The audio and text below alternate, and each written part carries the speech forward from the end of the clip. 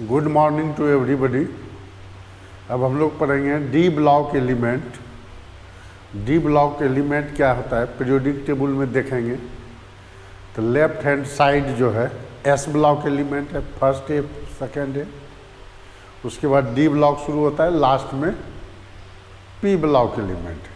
तो एस और P block के बीच जो है 40 एलिमेंट डी ब्लॉक एलिमेंट कहलाता है। ठीक है, तो डी ब्लॉक एलिमेंट होना अलग चीज़ है, ट्रांजिशन एलिमेंट होना अलग चीज़ है। तो बताते हैं आगे। इसमें फर्स्ट सीरीज जो है 3D सीरीज है।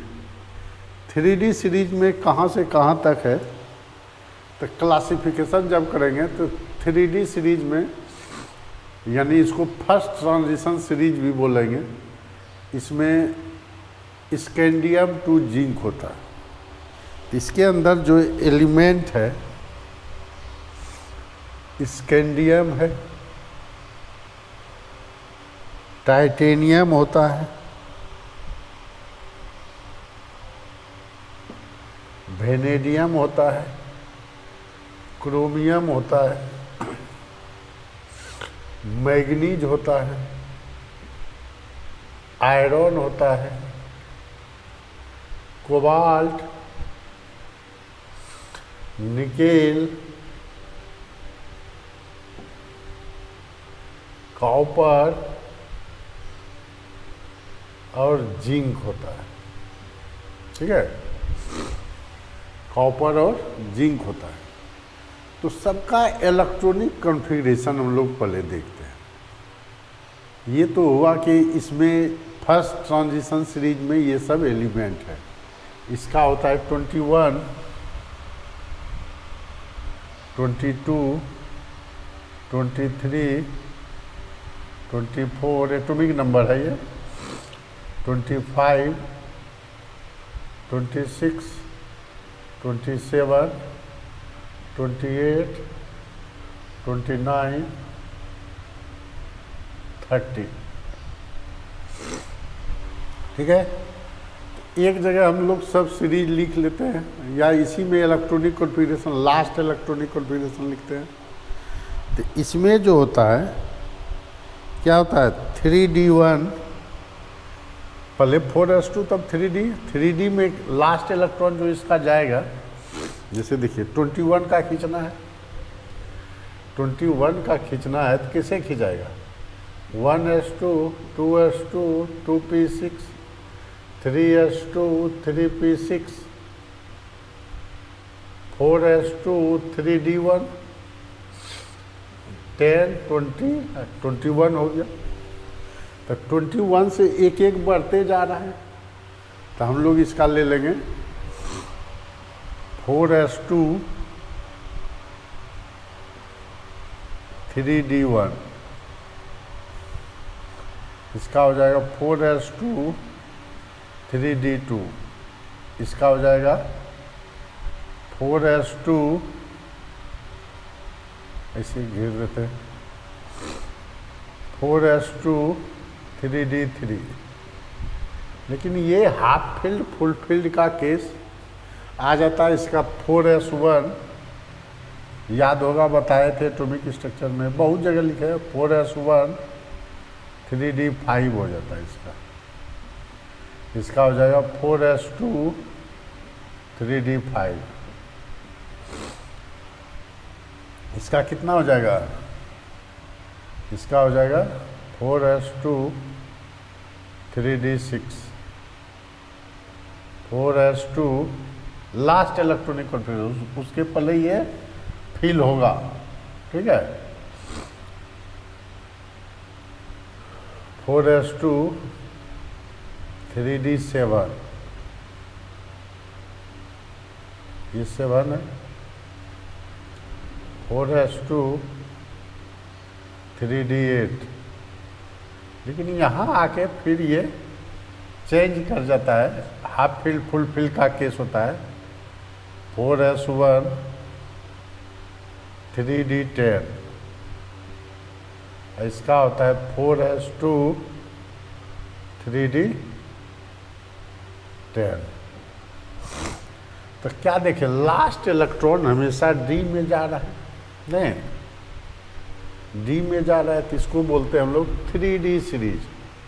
सब में देखिए 3 3 3 3 में गया, इसलिए इसको बोलते हैं 3D सीरीज। दूसरा सीरीज लेते हैं 4D सीरीज, इसको बोला जाता है सेकेंड ट्रांजिशन सीरीज, इसी को बोलते हैं 4D सीरीज। 4D सीरीज इसके अंदर कहाँ से कहाँ आएगा, तो yttrium 39 to cadmium 48, yttrium 39 atomic number है टू कैडमियम 48 तक जाएगा। ठीक है, तो इसका ले लेते हैं लास्ट इलेक्ट्रॉनिक कॉन्फ़िगरेशन। ये एक्सेप्शन है, जो एक्सेप्शन है घेर दे रहा हूं, इतना तक सब में लिखाएगा, यहां तक सब में लिखाएगा। ये किसका है, हीलियम नियन आर्गन, आर्गन इतना सबके साथ जाएगा। ठीक है, अब देखिए ये भी एक्सेप्शन हो गया, जो जो एक्सेप्शन है मैं घेर दे रहा हूँ, ये थोड़ा याद रखना होता है। ठीक है, अब देखिए 3D सीरीज वाइट्रियम से शुरू है, वाइट्रियम का कितना है, वाइट्रियम का आपका 39। ठीक है, वाइट्रियम के बाद क्या है, जर्कोनियम ZR, ZR 40, उसके बाद नायोबियम, नायोबियम है आपका 41, ये फिर एक्सेप्शन है।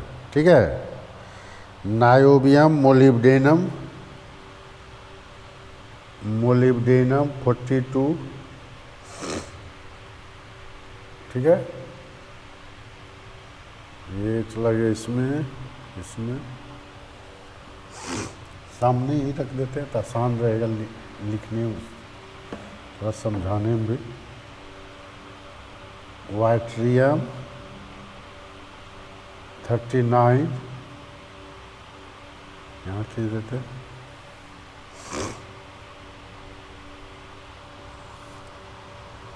जर्कोनियम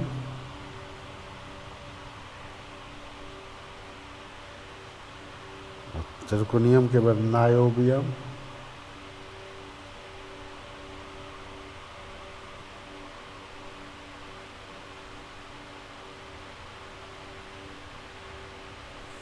मोलिब्डेनम, ये भी हाफ फिल फुल फिल का केस है।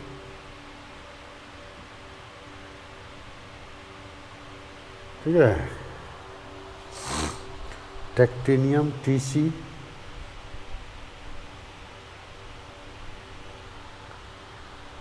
RU,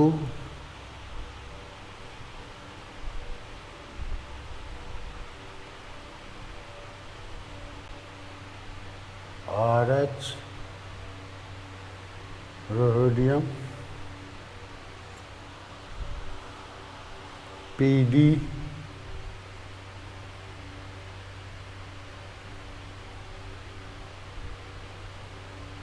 और 46 ना,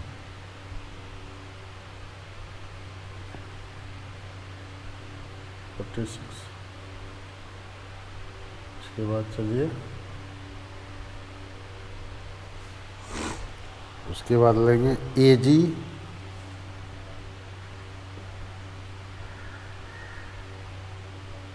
उसके बाद CD 48 तक लिए थे। तो देखिए इसमें इलेक्ट्रॉनिक कॉन्फ़िगरेशन में क्या है, इसमें कुछ नहीं, इसका चला जाएगा 5s2, ठीक है, और 4d1, इसका लास्ट इलेक्ट्रॉनिक कॉन्फ़िगरेशन जब लिखेंगे 5s2 4d1 5s2 4d2। अब यहाँ से जो है सब में 1 1 शुरू हो जाएगा, ठीक है। ये एक्सेप्शन है 5s1 4d3 5s1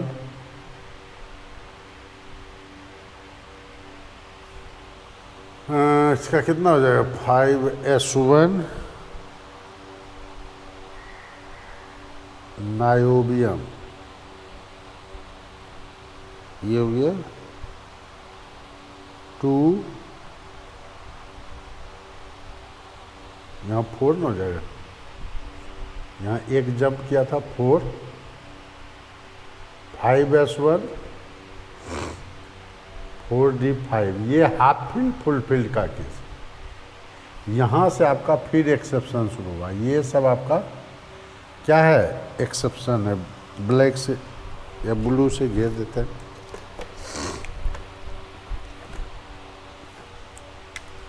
ये आपका एक्सेप्शन है, ये आपका एक्सेप्शन है, एक्सेप्शन वाला घेर दे रहा हूँ। सब में 5s1 हो जाता है, 5s1 4d6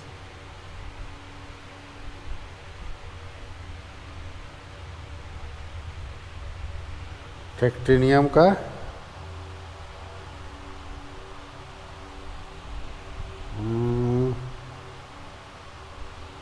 4s2 ही ना, इसका 2 हो रहा था, हाँ 4d5। उसके बाद चलिए रुथेनियम 5s1 और कितना हो जाएगा 4d7 5s1 4d8। इस केस में फिर हो जाता है 5s0 4d10 और इसका 5s1 4d10, इसका 5s1 4d10, इसमें 2 हो जाएगा, ठीक है। इस तरह से इसका जनरल इलेक्ट्रॉनिक कॉन्फ़िगरेशन लिखते हैं हम लोग। तो इसमें कौन कौन एलिमेंट एक्सेप्शन हुआ,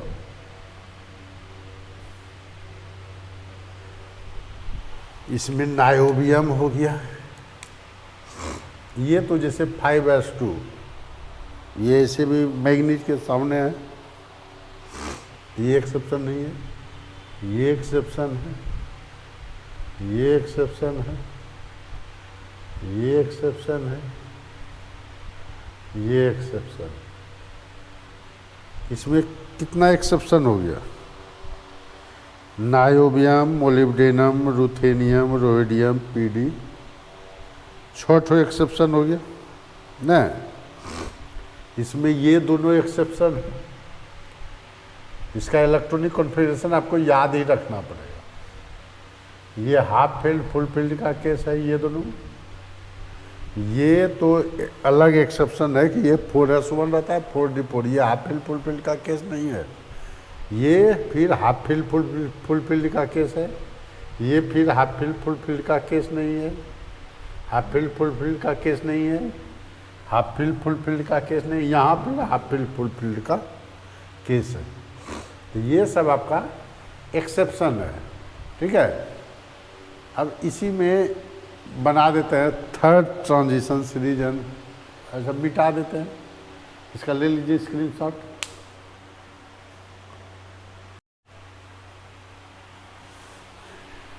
ये थर्ड ट्रांजिशन सीरीज है, 5D सीरीज इसको बोलते हैं। इसमें लेंथेनाइट से शुरू होकर के मरकरी तक है। ये फोर्थ ट्रांजिशन सीरीज है, 6D सीरीज जिसको बोलते हैं। इसमें एक्सेप्शन कहाँ कहाँ, एक्सेप्शन सिर्फ याद रखिएगा, जैसे ये हाफ फील्ड फुल फील्ड का केस है, यू यू यू, ठीक है। अन अन अनियम, इसको क्या बोलते हैं, अन अन अनियम, अन अन बायम। तो यू यू यू जो है ये आपका हाफ फील्ड फुल फील्ड का केस है, और यहाँ पर इसमें हाफ फील्ड है, ए यू हाफ फील्ड का केस है, और पीटी एक्सेप्शन है। पीटी ना हाफ फील्ड का केस है ना फुल फील्ड का केस। तो ये याद रखना है। इसमें 3D थर्ड ट्रांजिशन सीरीज और फोर्थ ट्रांजिशन सीरीज में 3 एक्सेप्शन हुआ, ठीक है। और सब जैसे भरना चाहिए वैसे सब सिस्टमेटिक ही भरते जाता है, यहाँ कहीं कोई दिक्कत नहीं है। यहाँ भी टंगस्टन के केस में ऐसा नहीं हुआ कि 6S1 हो जाए और 5D5 हो जाए, ऐसा नहीं हुआ है। सिर्फ पीटी के केस में ही ये क्या है, एक्सेप्शन, पीटी और एयू के केस में, ठीक है। तो ये 3 जो है एक्सेप्शन है, सब एक्सेप्शन को घेर दिए हैं ब्लू कलर से। तो इतना को आपको याद रखना है, डी ब्लॉक एलिमेंट में इतना एक्सेप्शन को याद रखना है, ठीक है। इसके बाद हम लोग कंपैरेटिव स्टडी करेंगे सबका, डी ब्लॉक का एटॉमिक साइज में, एटॉमिक साइज मतलब एटॉमिक रेडियस से होगा, ठीक है। तो ये है। अब देखिए इसमें जो इरेगुलरिटी जो आया किसके कारण आता है, इरेगुलरिटी इन इलेक्ट्रॉनिक इरेगुलरिटी इन इलेक्ट्रॉनिक कॉन्फ़िगरेशन, इलेक्ट्रॉनिक कॉन्फ़िगरेशन किसके कारण आया है। तो ये आपका इसको जो डिस्कस करता है nuclear electronic attraction, nuclear electronic attraction से डिस्कस कर सकते हैं, ठीक है। स्क्रीनिंग इफेक्ट से डिस्कस करेंगे, स्क्रीनिंग इफेक्ट से डिस्कस करेंगे, इंटर इलेक्ट्रॉनिक रिपल्सन से डिस्कस करेंगे, इंटर इलेक्ट्रॉनिक रिपल्सन से डिस्कस करेंगे। चौथा एक्सचेंज एनर्जी फोर्स से डिस्कस करेंगे।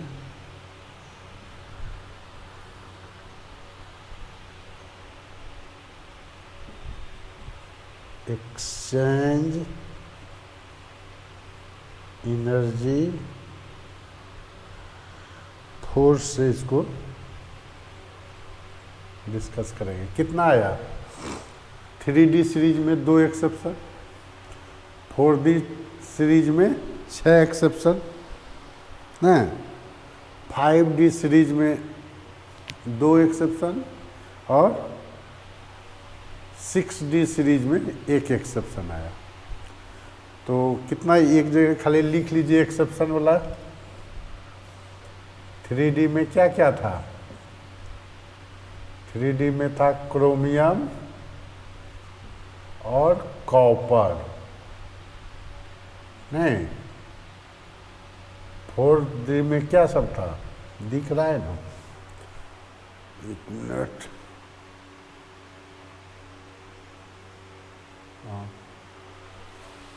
4D में क्या सब था, नायोबियम मोलिब्डेनम, नायोबियम था, मोलिब्डेनम था ना, नायोबियम था, मोलिब्डेनम था, RuRH,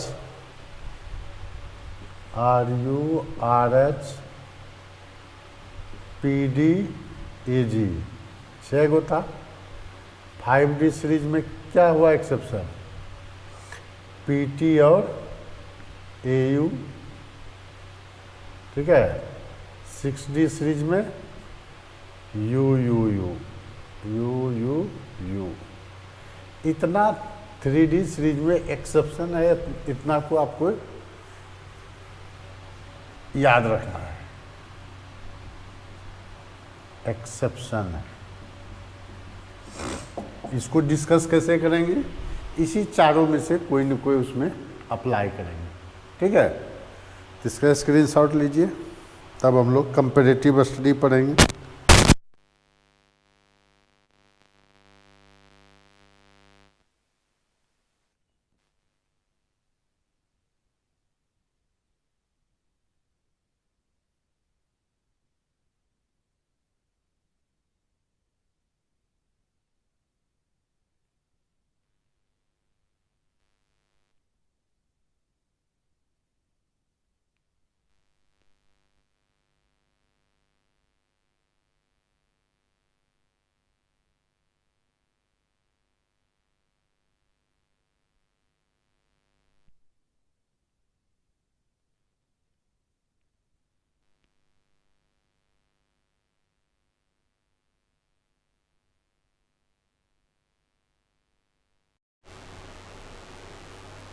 अब हम लोग चर्चा करते हैं एटॉमिक साइज का।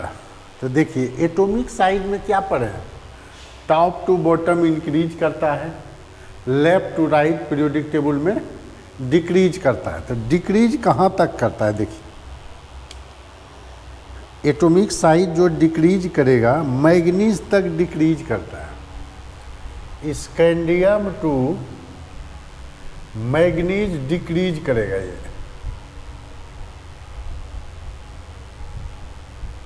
डिक्रीजेज होता है।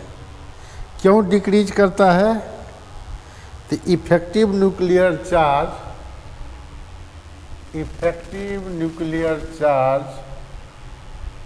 इंक्रीज कर जाता है स्क्रीनिंग इफेक्ट से। स्क्रीनिंग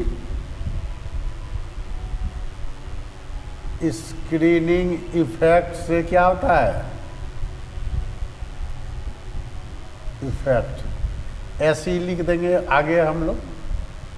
तो देखिए स्कैंडियम तो लेफ्ट टू राइट डिक्रीज करता है, तो लेफ्ट टू राइट यहाँ तक तो डिक्रीज करता है, लेकिन इस केस में क्या होता है, ये कांस्टेंट हो जाता है। एटॉमिक रेडियस क्या होता है, कांस्टेंट, यहाँ डिक्रीज नहीं करता, ये कांस्टेंट होता है। इसका रीजन क्या है, Z effective approximate equal to screening effect हो जाता है। स्क्रीनिंग इफेक्ट लिख दिए, स्क्रीनिंग इफेक्ट हो जाता है। और यहाँ से यहाँ इंक्रीज कर जाता है, ये दोनों इंक्रीज कर जाता है, इंक्रीजेज का है Z effective less than screening effect हो जाता है, ठीक है। लेस देन क्या होता है, स्क्रीनिंग इफेक्ट। अब देखिए टॉप टू बॉटम तो इंक्रीज करेगा, इस केस में इंक्रीज करता है, इस ग्रुप में क्या होगा, इंक्रीज करेगा, इंक्रीजेज। ये एक्सेप्शन नहीं है, लेकिन जर्कोनियम, हफेनियम, टेक्टिनियम, नायोबियम नहीं, इसमें टेक्टिनियम, ये RuOS, ये सब का क्या होता है, इक्वल हो जाता है। ये अप्रॉक्सीमेट इक्वल है, अप्रॉक्सीमेट इक्वल है, ठीक है। ये सब क्या है, अप्रॉक्सीमेट इक्वल हो जाता है, ठीक है। इसका रीजन क्या है, ड्यू टू लेंथेनाइड कॉन्ट्रैक्शन। देखिए यहाँ पर लेंथेनाइड कॉन्ट्रैक्शन के कारण बीच में क्या होता है, लेंथेनम का 14 एलिमेंट आ गया। लेंथेनम आपका कितना था, लेंथेनम 57 है, इसका एटॉमिक नंबर 57 है। आई बीच में 72 से शुरू हुआ। ये जो बीच में लेंथेनाइड कॉन्ट्रैक्शन आया, तो लेंथेनाइड कॉन्ट्रैक्शन के कारण क्या होता है, ड्यू टू, यहाँ एक्सेप्शन में लिख देते हैं, exception zirconium, approximate hafnium, technetium, approximate equal किसके, RE, RU,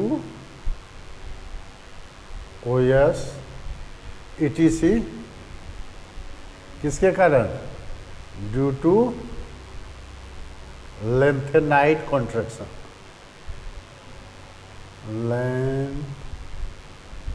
lanthanide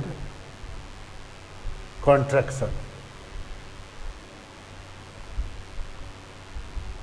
lanthanide contraction के कारण ये क्या होता है, अप्रॉक्सीमेट इक्वल होता है, इसको याद रखना है।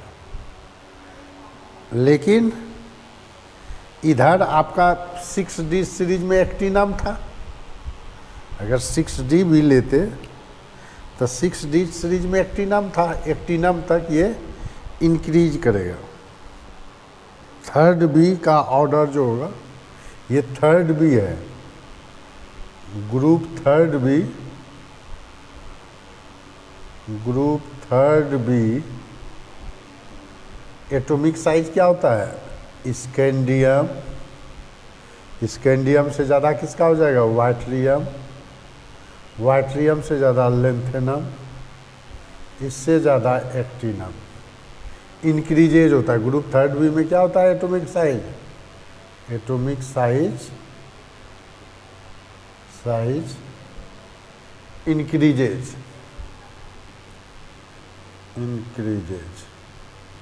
ये सिर्फ याद रखिएगा, जर्कोनियम हफेनियम बार बार इंजीनियरिंग मेडिकल में पूछा जाता है, ये सब में इंजीनियरिंग मेडिकल में पूछा जाता है। और तो ये सब तो नहीं एक्सेप्शन, ये तो 3D सीरीज में कोई एक्सेप्शन नहीं, 4D में ये थर्ड भी हो गया, 4B में कोई एक्सेप्शन है, यहाँ है।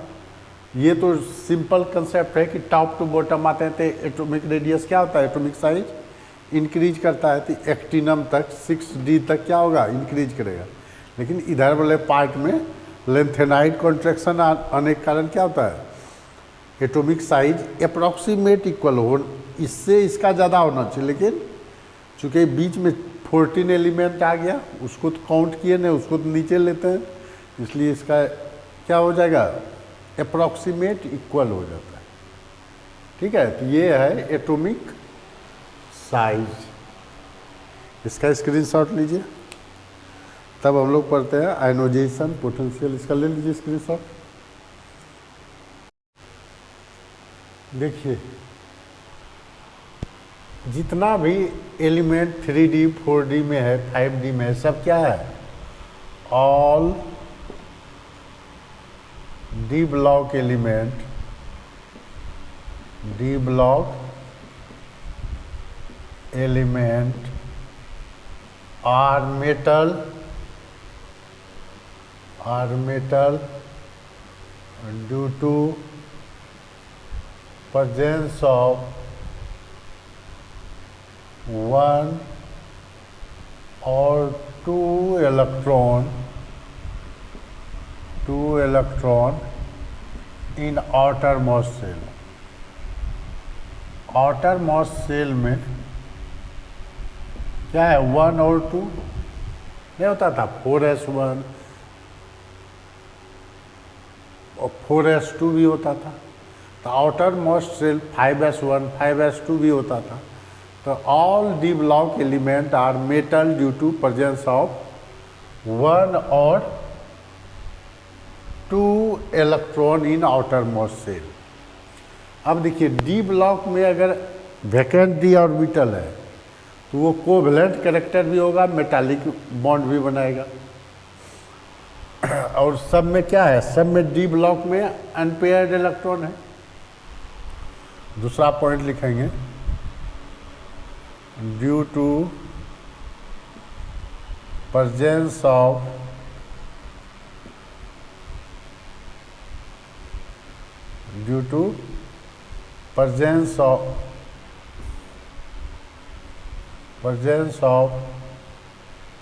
unpaired electron in D block in D subshell के in D subshell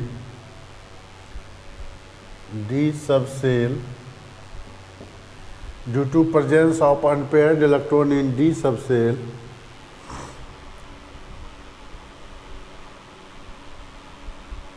D block element forms covalent as well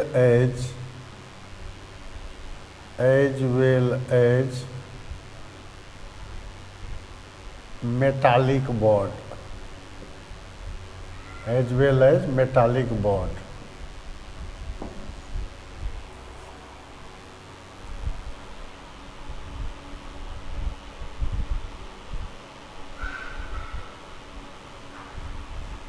due to presence of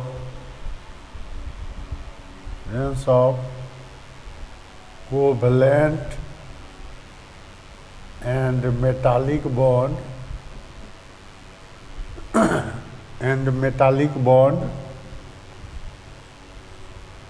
क्या लिख रहे हैं, due to presence of covalent and metallic bond D block element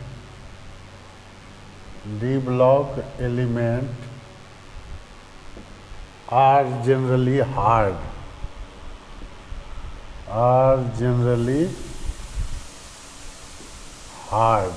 ये covalent nature के कारण क्या हो जाता है, ये हार्ड हो जाता है। डक्टाइल तो होता है, हार्ड एक्सेप्ट, समझिए एक्सेप्ट Hg, हार्ड डक्टाइल, ठीक है। डक्टाइल नेचर का भी होता है, malleable,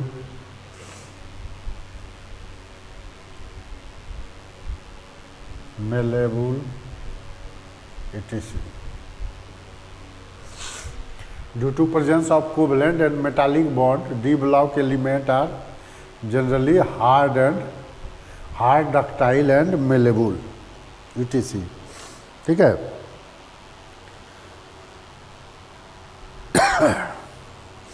copper Ag Au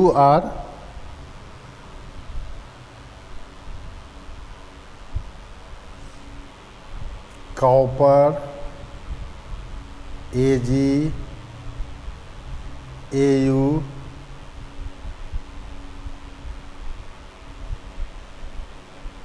are coins metal, are called coins metal, and it is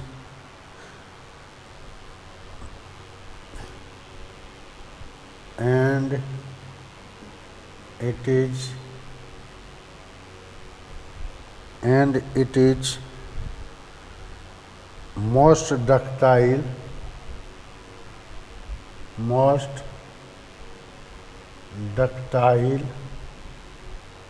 and soft,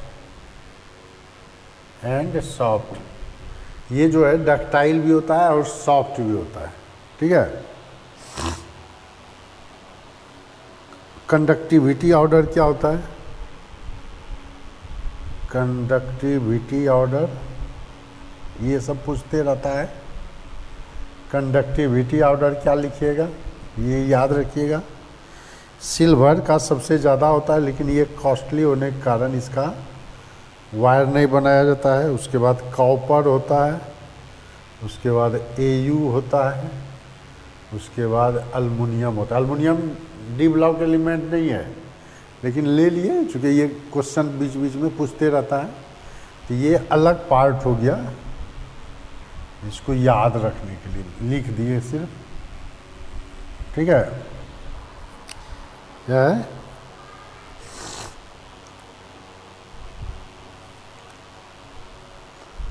ठीक है, ये सब पॉइंट आपको याद रखना है। स्कैंडियम, टाइटेनियम, वेनेडियम, ये सब तो मेटालिक कैरेक्टर है, सब मेटल ही है। जितना भी है इसमें क्या है, कोवलेंट बॉन्ड बनाता है और मेटालिक बॉन्ड बनाता है। जितना भी है सब मेटल ही है। 3D सीरीज में, 4D सीरीज में, 5D सीरीज में, 6D सीरीज में, सभी में जितना भी मेटल है, सभी एलिमेंट क्या है, मेटालिक कैरेक्टर शो करता है, ठीक है। तो अब हम लोग जो भी पढ़ेंगे वो मैक्सिमम 3D सीरीज का ही पढ़ेंगे, चूँकि यही आता है एग्ज़ाम में। इम्पॉर्टेंट जो है 3D सीरीज है। तो दूसरा प्रॉपर्टी पढ़ लिए मेटालिक कैरेक्टर, इसका ले लीजिए स्क्रीनशॉट, तब पढ़ेंगे आयनाइजेशन पोटेंशियल, इसका ले लीजिए स्क्रीनिंग शॉट। देखिए आयनोजेशन एनर्जी जो है, जनरल कंसेप्ट क्या है, top to bottom ionisation energy decrease करता है, चूँकि लेंथ एटॉमिक साइज इंक्रीज करता था। लेकिन यहाँ पर थोड़ा डिफरेंट है, यहाँ वो फॉलो नहीं होता है, ठीक है।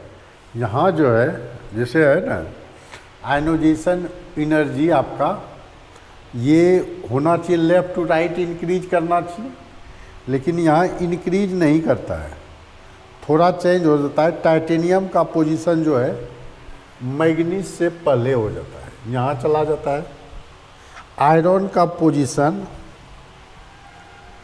कोबाल्ट का पोजीशन चला जाता है Zn के पहले यहाँ पर, और आयरन का चला जाता है यहाँ पर।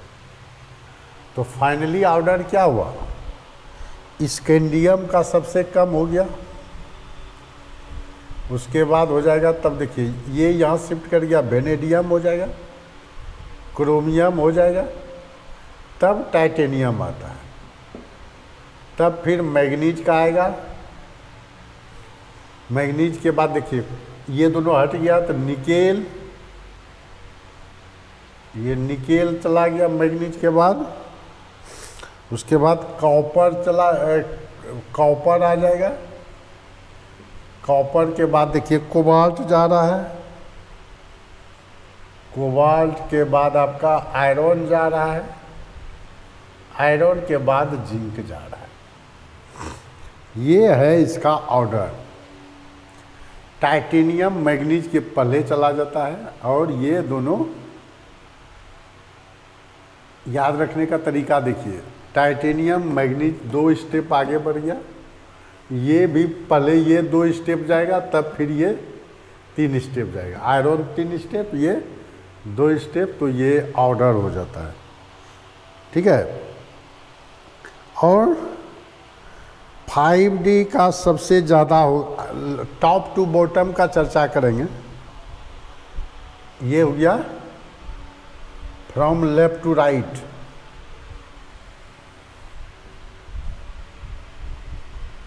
increasing order of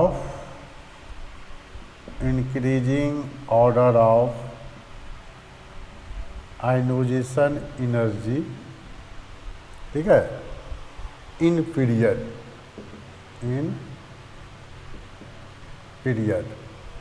और देखिए टॉप टू बॉटम का केस में क्या बताया, आयनोजेशन एनर्जी क्या होता है, टॉप टू बॉटम में इंक्रीज करना चाहिए, डिक्रीज करना चाहिए, लेकिन लेंथेनाइट कॉन्ट्रैक्शन के कारण क्या होता है, 3D तो अपना पोजीशन है, 3D से 4D भी कोई दिक्कत नहीं है, 4D से जैसे 5D जाता है 5D का बढ़ जाता है, जबकि क्या होना चाहिए, घटना चाहिए। तो ऑर्डर जो होता है क्या होता है, in top to bottom in a group, in a group क्या होगा, टॉप टू बॉटम जो होगा इसका जनरल क्या है, 5D का कम होना चाहिए, लेकिन 5D का इसमें ज़्यादा हो जाता है। उसके बाद 3D, उसके बाद 4D। ये 5D का ज़्यादा किसके कारण हुआ, due to lanthanide contraction, lanthanide contraction के कारण क्या होता है,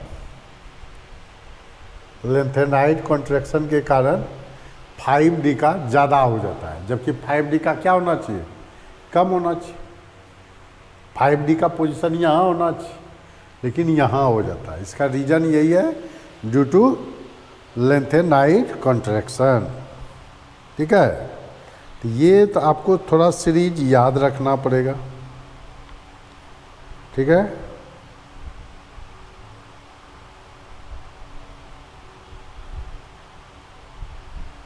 और तो यही है। अब तो स्पेसिफिक ट्रेंड याद रखिए, स्पेसिफिक जो एक एक गो रहता है वो थोड़ा टफ हो जाता है, लेकिन ट्रेंड आपको याद रहना चाहिए कि इसमें फर्स्ट सीरीज का, चूँकि इसलिए फर्स्ट सीरीज का ही पूछा जाता है, मतलब 3D सीरीज का ही आपको पूछा जाएगा सब चीज़, इसलिए 3D सीरीज का सब चीज़ याद रखना पड़ेगा।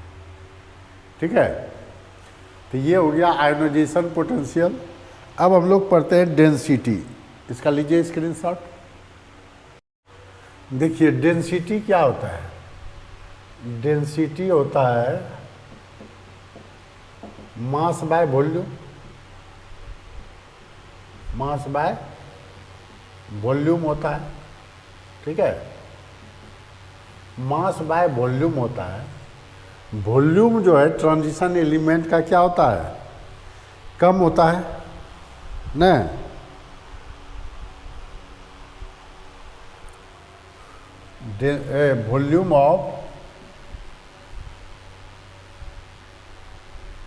वॉल्यूम ऑफ ट्रांजिशन एलिमेंट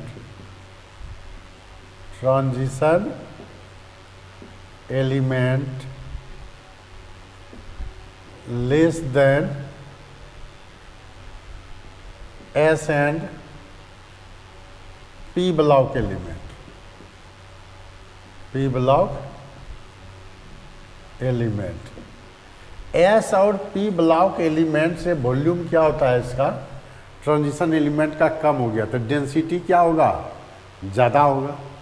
तो डेंसिटी तो इसका ज़्यादा है, लेकिन डेंसिटी का ऑर्डर भी पूछता है न, डेंसिटी तो S और P से न ज़्यादा हुआ, लेकिन डेंसिटी का इसमें जो ऑर्डर होता है, फर्स्ट 3D सीरीज हम लोग के फोकस कर रहे हैं 3D सीरीज पर ही। 3D सीरीज में जो है, 3D सीरीज में जिंक का जो पोजीशन है वो वेनेडियम के बाद हो जाता है, जिंक का पोजीशन यहाँ चला आता है।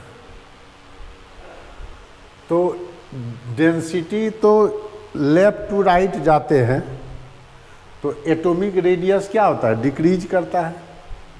डिक्रीज किया मतलब वॉल्यूम डिक्रीज किया, मतलब डेंसिटी इंक्रीज करेगा, लेकिन जिंक का घट जाता है, क्योंकि उसमें क्या है, सिर्फ मेटालिक बॉन्ड है, कोवलेंट बॉन्ड उसमें प्रेजेंट नहीं रहता है। तो जिंक का डेंसिटी यहाँ है, तो जिंक का डेंसिटी जो ऑर्डर लिखेंगे स्कैंडियम से ज़्यादा और टाइटेनियम, ये उल्टा पुल्टा हो गया। देखिए इसका जब ऑर्डर लिखेंगे तो क्या होगा, स्कैंडियम होगा इससे ज़्यादा टाइटेनियम चूँकि लेफ्ट टू राइट जाते हैं तो एटॉमिक रेडियस डिक्रीज करता है, एटॉमिक रेडियस डिक्रीज करेगा तो वॉल्यूम डिक्रीज करेगा, डेंसिटी बढ़ जाएगा। तो टाइटेनियम, इससे ज़्यादा वेनेडियम, यहाँ पर जिंक आ जाता है, तब क्रोमियम, तब मैग्नीज है, तब आयरन है, तब कोबाल्ट है, तब निकेल है, तब जाके कॉपर है। कॉपर का डेंसिटी यहाँ सबसे ज़्यादा हो जाता है। लेकिन डेंसिटी अब ग्रुप में चर्चा करेंगे तो ग्रुप में 3D top to bottom dense क्या होता है, एटॉमिक रेडियस बढ़ता है, तो एटॉमिक रेडियस बढ़ेगा तो वॉल्यूम बढ़ेगा, तो डेंसिटी क्या होगा, डिक्रीज करना चाहिए ना, तो डेंसिटी डिक्रीज करना चाहिए। तो क्या होता है,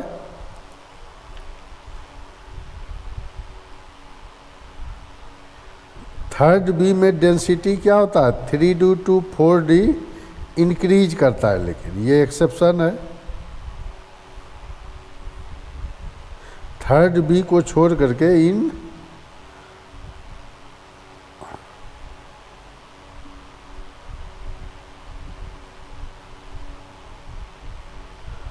थर्ड बी को छोड़ करके सब ग्रुप में क्या होता है, डेंसिटी टॉप टू बॉटम आते हैं तो इंक्रीज करता है, ठीक है। तो 3D to 4D डेंसिटी क्या होगा, इंक्रीज करता है। 3D to 4D इंक्रीजेज, ठीक है। अब 4D to 5D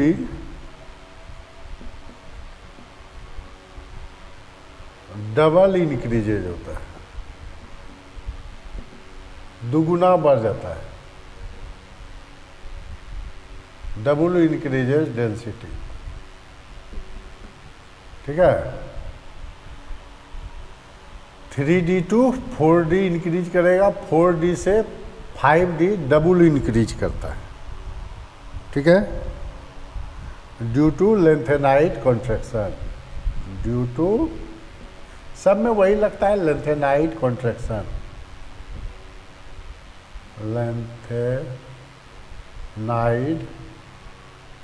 कॉन्ट्रैक्शन के कारण क्या होता है, इसका डेंसिटी अचानक दुगुना हो जाता है, ठीक है, डेंसिटी दुगुना हो जाता है।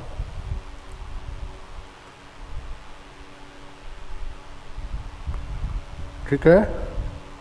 अब देखिए ओस्मियम और इरिडियम का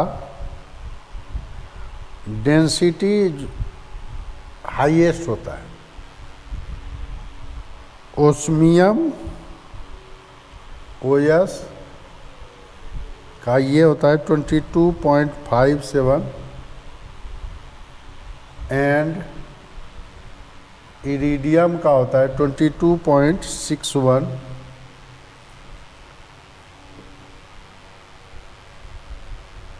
ग्राम पर सेंटीमीटर क्यूब। डेंसिटी M/V हुआ, ग्राम पर सेंटीमीटर क्यूब होता है हाईएस्ट डेंसिटी, हाईएस्ट डेंसिटी होता है, ये याद रखिएगा। ओस्मियम और इरिडियम का डेंसिटी हाईएस्ट होता है, ये अप्रॉक्सीमेट दोनों सेम ही है, तो इसका डेंसिटी इनकी क्या होता है, हाईएस्ट होता है। क्या लिखा है, 3D to 4D इंक्रीज करता है। ओस्मियम और इरिडियम आपको कहाँ पर है, ओस्मियम और इरिडियम 5D में है, तो यहाँ देखते हैं 4D to 5D, 3D to 4D तो इंक्रीज करता ही है, 4D to 5D double increase करता है। तो ओस्मियम और इरिडियम के केस में ये बहुत ज़्यादा हाईएस्ट डेंसिटी होता है, ये याद रखना पड़ेगा। हाईएस्ट डेंसिटी या तो ओस्मियम बोलिए या तो इरिडियम, इरिडियम दिया रहेगा तो इरिडियम हो जाएगा, और ओस्मियम दिया रहेगा तो ओस्मियम हो जाएगा। वो चॉइस पर डिपेंड करेगा, दोनों का अप्रॉक्सीमेट करीब करीब सेम है। तो डेंसिटी क्लियर हो गया होगा, ठीक है। डेंसिटी क्या होता है? Mass by volume, volume of transition element less than S and P block element. S और पी से क्या होता है? ट्रांजिशन एलिमेंट का वॉल्यूम कम होता है, वॉल्यूम कम हुआ डेंसिटी स्वाभाविक है एस और पी से ज़्यादा होगा। अब हम लोग को पढ़ना है डेंसिटी 3D का है, मेनली 3D का ही ज़्यादा। और इसमें जानिए ओस्मियम और इरिडियम का क्या होता है? हाईएस्ट डेंसिटी होता है। 3D टू 4D इंक्रीज करेगा और 4D to 5D double increase करता है, ठीक है। तो इसका स्क्रीनशॉट लीजिए। हीट ऑफ एटोमाइजेशन क्या होता है? सॉलिड से गैसियस स्टेट में कन्वर्ट करने में जो एनर्जी लगा उसको बोलते हैं heat of atomization. Heat of atomization का कोई फिक्स ट्रेड नहीं है। सबसे कम हीट ऑफ एटोमाइजेशन होता है जिंक का, उसके बाद मैग्नीज का है, मैग्नीज के बाद स्कैंडियम का है, कॉपर का है, क्रोमियम है, आयरन है, कोबाल्ट निकेल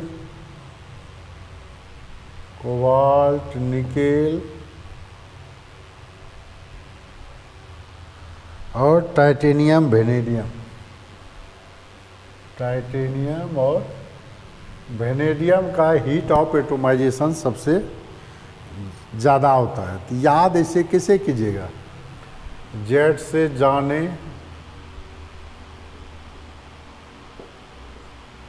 जाने मन, सुनो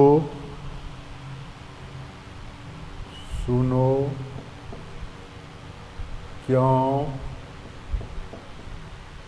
करती हो, क्यों करती, आयरन है, क्यों करती हो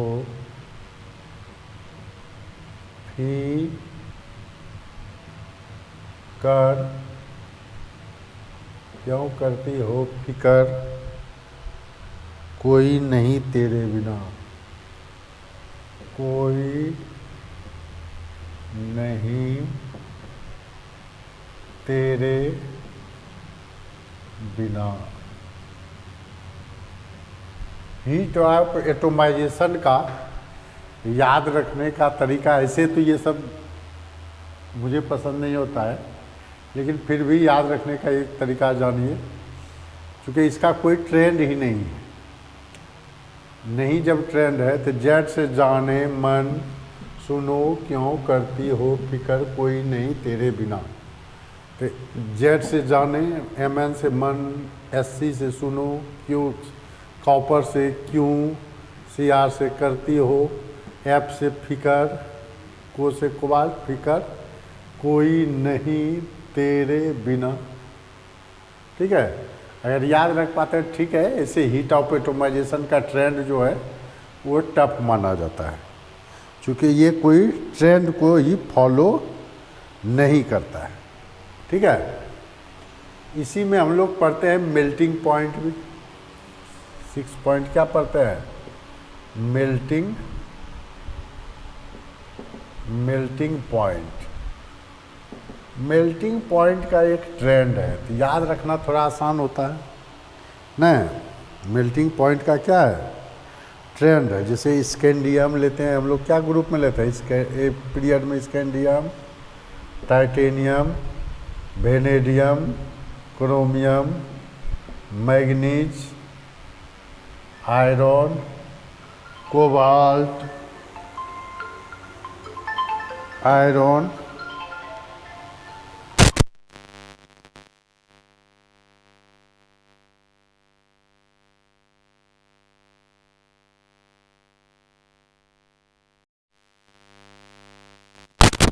अब जो है हम लोग पढ़ रहे हैं melting point. Melting point scandium, titanium, vanadium, इसमें मैग्नीज का पोजीशन कॉपर से के पोजीशन के, इस सब में क्या है, स्कैंडियम ऑर्डर जो होता है स्कैंडियम का, उसके बाद टाइटेनियम का, वेनेडियम का, क्रोमियम, क्रोमियम के बाद हो जाता है आयरन का पोजीशन, ठीक है। क्रोमियम के बाद आयरन का हो गया, क्रोमियम का सबसे ज़्यादा हो जाता है, उसके बाद आयरन, उसके बाद कोबाल्ट, आयरन के बाद कोबाल्ट, निकेल, मैग्नीज और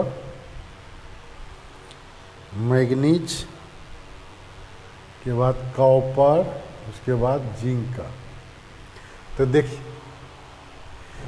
इधर जो है यहाँ से यहाँ तक due to presence of unpaired electron, यहाँ क्या होता है, number of unpaired electron increases number of unpaired electron in D block, in D subshell में क्या होता है, सबसेल में इंक्रीज करता है। सो covalent and metallic bond increases, bond increases, so melting and boiling point, melting and boiling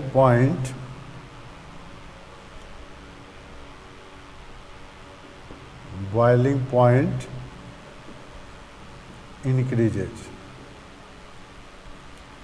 लेकिन क्या होता है, यहाँ से आयरन से घटना शुरू हो गया, फिर आयरन से अनपेयर्ड इलेक्ट्रॉन घटना शुरू होता है, तो फिर वो Zn में जा कर के क्या हो जाता है, जीरो हो जाता है।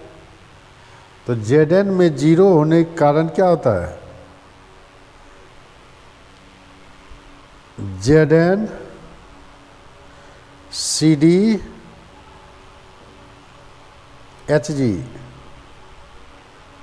Zn CD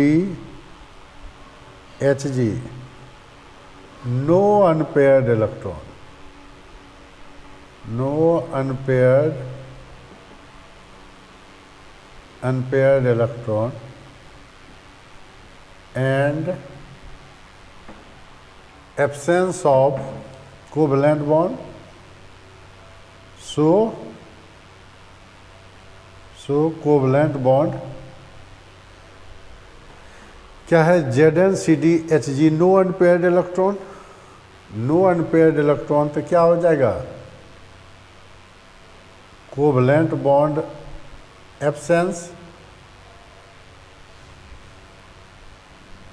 एब्सेंस हो गया,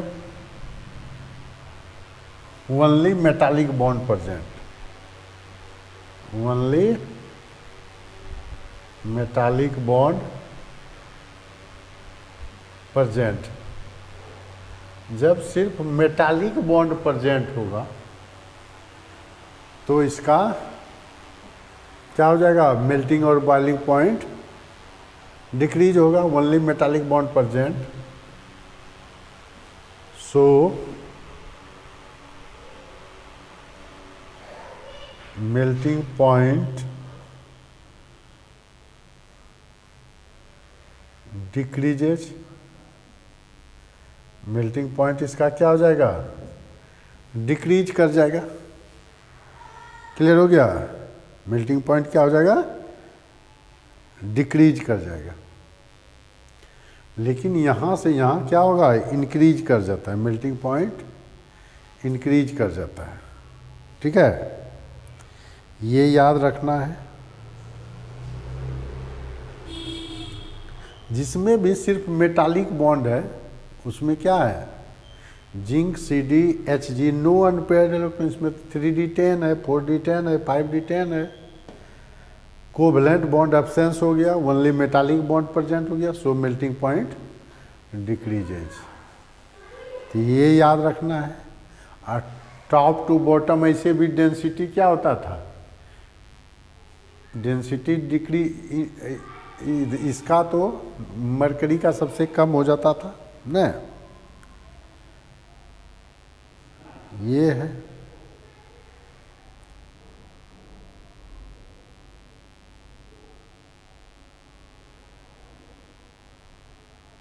इसको याद रखना है। ठीक है, तब हम लोग पढ़ते हैं। फिर इसके बाद पढ़ेंगे इसका जो ट्रेंड है ग्राफिकली बोर्ड में पूछता है। ग्राफ मेल्टिंग पॉइंट का ग्राफ पूछता है। ठीक है, 3D सीरीज है,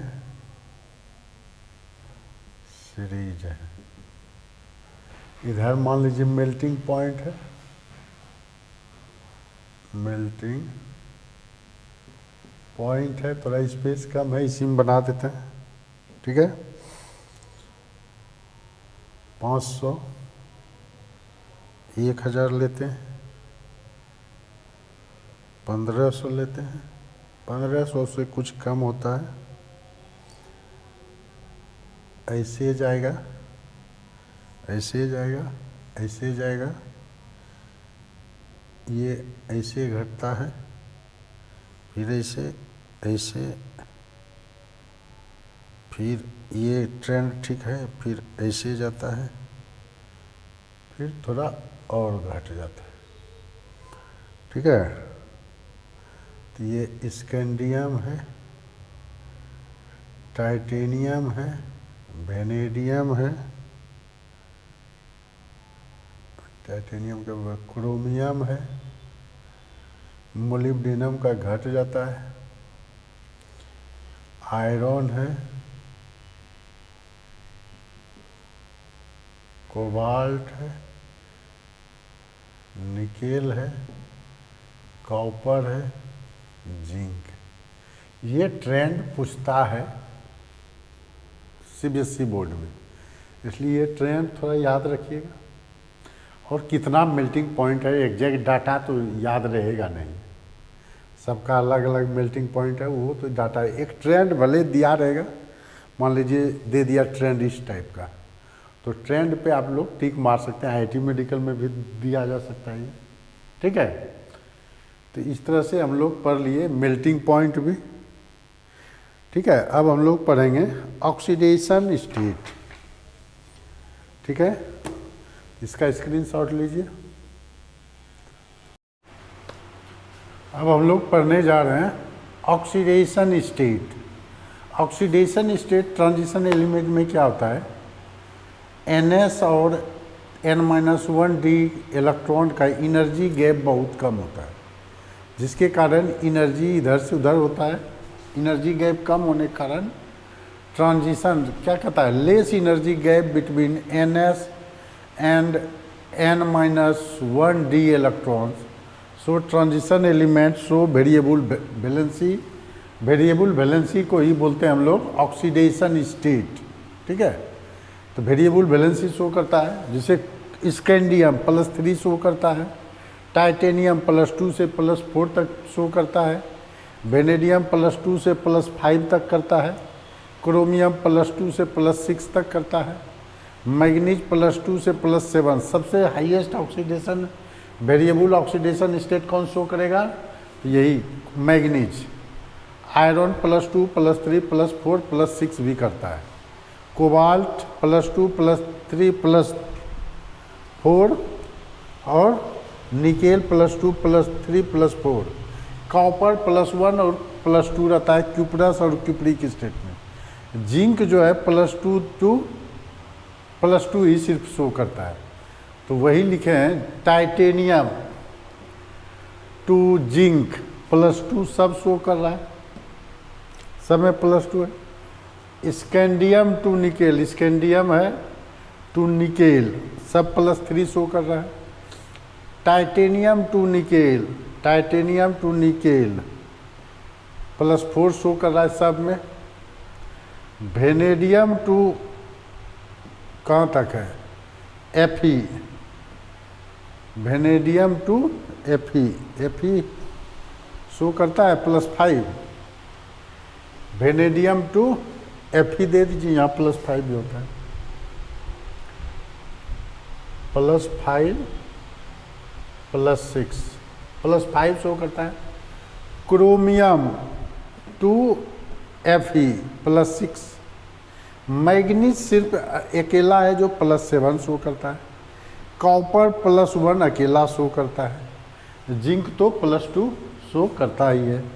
इस तरह से ये वेरिएबल ऑक्सीडेशन स्टेट शो करने का रीज़न क्या है, NS और N-1 डी इलेक्ट्रॉन का एनर्जी गैप बहुत कम होता है, जिससे ट्रांजिशन हो जाता है और ये वेरिएबल वैलेंसी शो करता है। ठीक है, तो ये याद रखना है कि लेस एनर्जी गैप होने के कारण क्या होता है, less energy gap between NS and N-1 D electrons, so transition element show variable valency. ये ऑब्जेक्टिव में रीजनिंग में पूछ सकता है, इसको कर लेना है। ठीक है, तो इसका स्क्रीनशॉट लीजिए। देखिए अब हम लोग पढ़ते हैं colour property. Most of the transition metal show colour property due to D transition of unpaired electrons in T2G and EG set of d orbital. d orbital जो है लिगेंड के प्रेजेंस में T2G और EG में dissociate हो जाता है। ये T2G है और ये EG ऑर्बिटल है, EG और T2G कहलाता है। ठीक है, ये है EG और T2G, ये है dxy, dyz, dxz। हम लोग पढ़ते थे dx² - y², ये जो है dz² ऑर्बिटल है।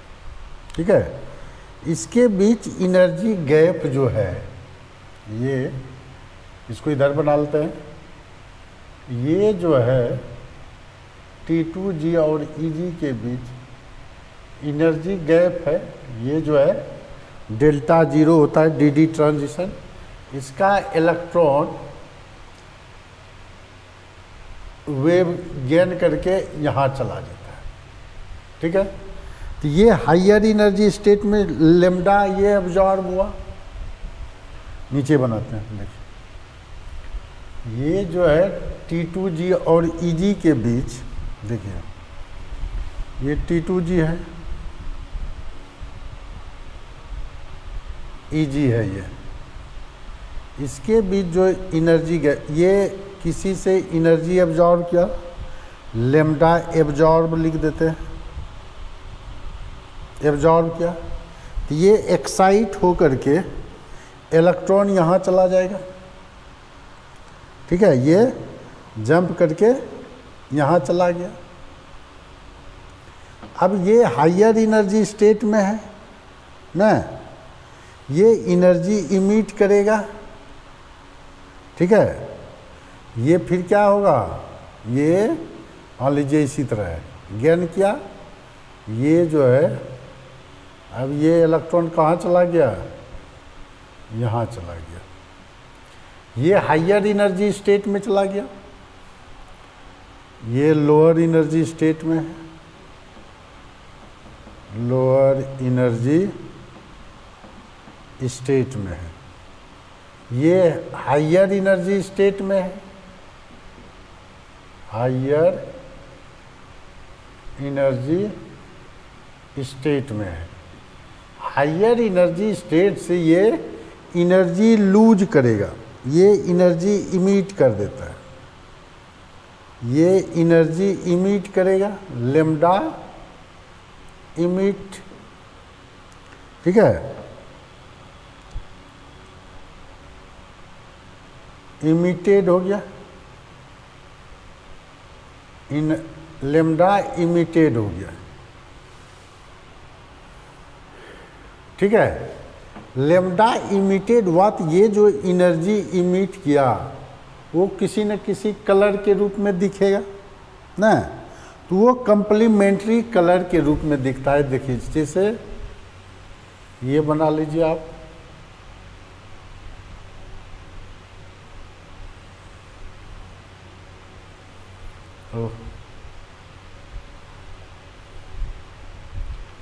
यहाँ से पास करा दीजिए, ठीक है, ये यहाँ से पास, ठीक है। अब ये कलर जो है आपका,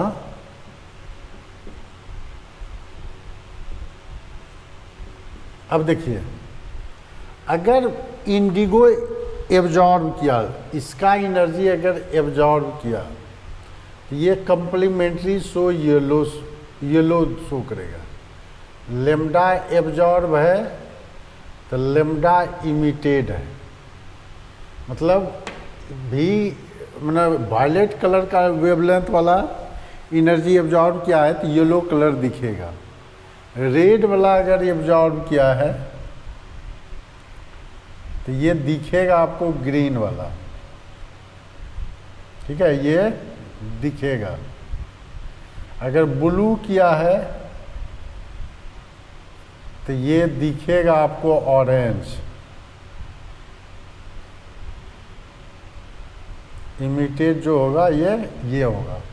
अब मान लीजिए ये दोनों के मिक्स का किया तो ये दोनों का मिक्स कलर दिखेगा, ये दोनों का मिक्स देखा तो ये दोनों का मिक्स दिखेगा।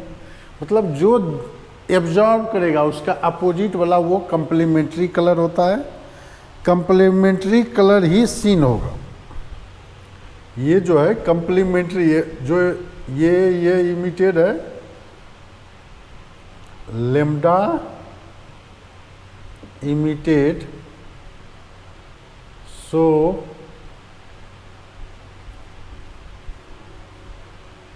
कंप्लीमेंट्री कलर,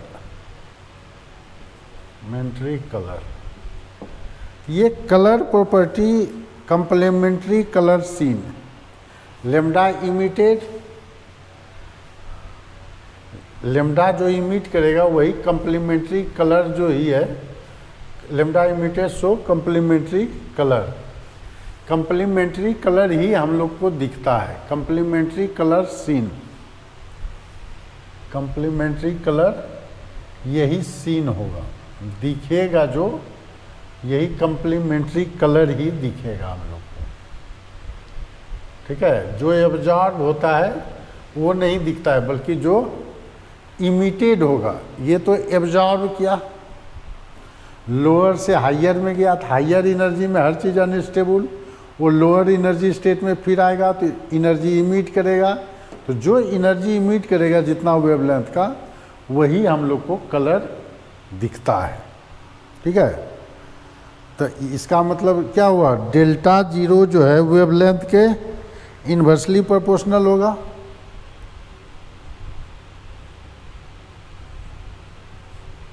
इन्वर्सली प्रोपोर्शनल होगा नहीं, ये याद रखना है। रेड को अब जैसे जैसे कलर का वो तो वेवलेंथ जानिए रहे हैं, विबजियोर ना, वेवलेंथ सबका जान रहे हैं, विबजियोर के कलर में रहता है, VBGYOR,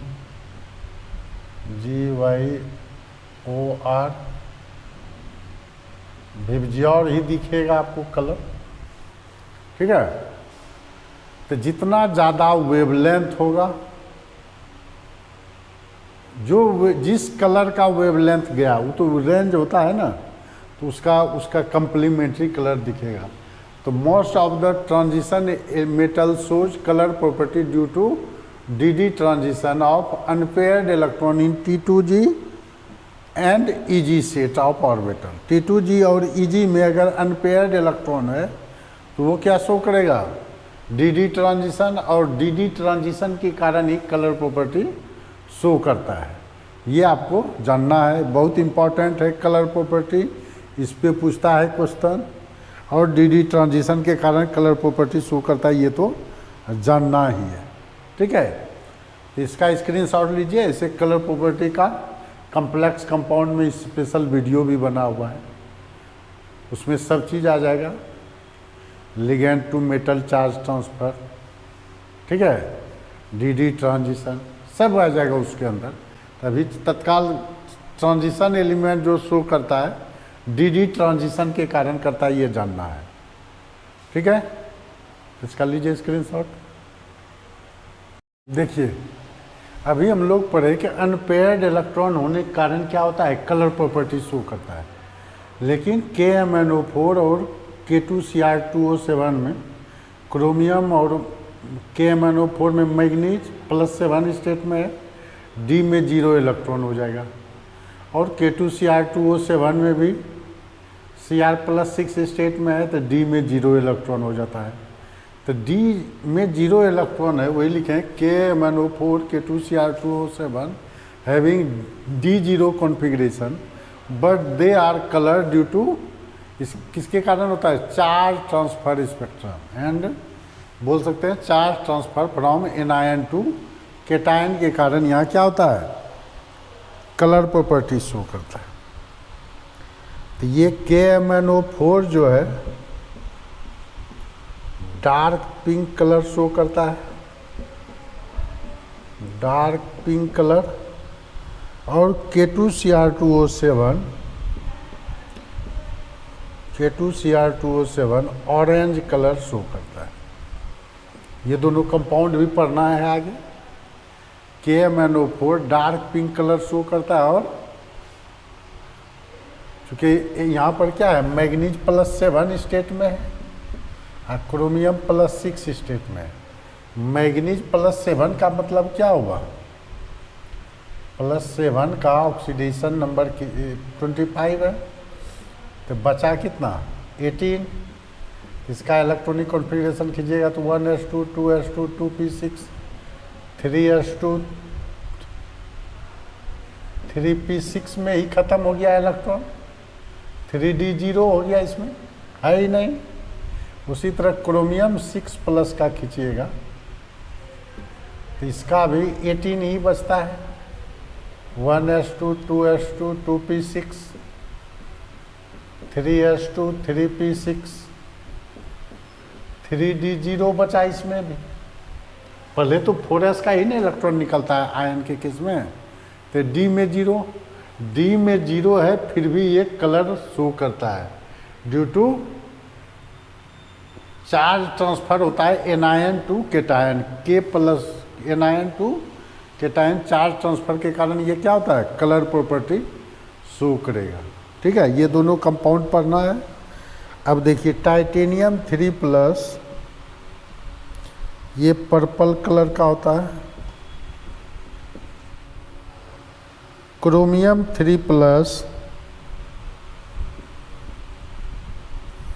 ये आपको वायलेट कलर का होगा,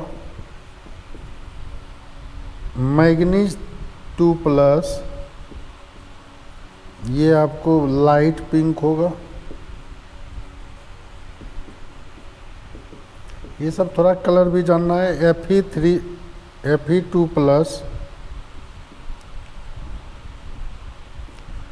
ग्रीन कलर का होता है।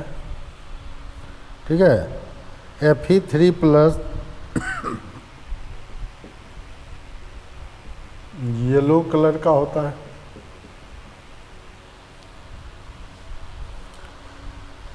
कोबाल्ट 3+, पिंक कलर का होगा। निकेल 2+, ग्रीन कलर का होगा।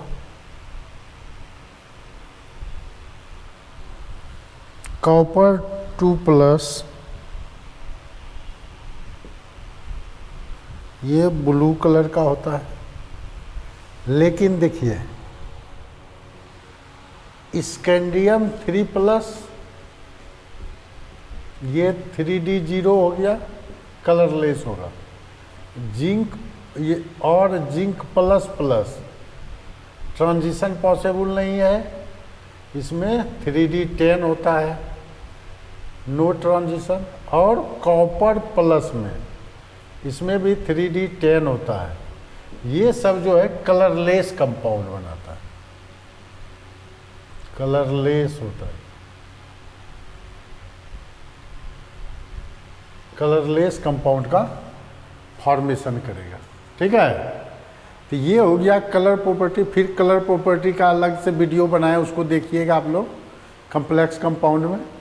ठीक है, तो ये हो गया कलर प्रॉपर्टी। ठीक है, इसका स्क्रीनशॉट लीजिए। देखिए कम्प्लेक्स का फॉर्मेशन करता है D block element. D block element maximum complex का फॉर्मेशन करता है। इसका रीजन क्या होता है? स्मॉल साइज होता है, हाई आयनिक चार्ज डेंसिटी और availability of vacant D orbital के कारण ये कम्प्लेक्स लिगेंड का इलेक्ट्रॉन, हम लोग कम्प्लेक्स कंपाउंड में डीपली पढ़ेंगे कि ये लिगेंड अपना लोन पेयर सेंट्रल मेटल को देता है, तो वो वैकेंट डी ऑर्बिटल चाहिए उसके लिए। तो इसके लिए यही चाहिए कि ये वैकेंट डी ऑर्बिटल अवेलेबल रहता है और हाई चार्ज डेंसिटी होता है और साइज स्मॉल होता है। Small size, high charge density और वैकेंट डी ऑर्बिटल के कारण क्या होता है? ये कम्प्लेक्स कंपाउंड का फॉर्मेशन करता है। तो हम लोग बहुत कम्प्लेक्स कंपाउंड में सिर्फ यही कंपाउंडे पढ़ना है, इसलिए हम लोग डीपली जो है उसी में पढ़ेंगे, कम्प्लेक्स कंपाउंड चैप्टर में नहीं।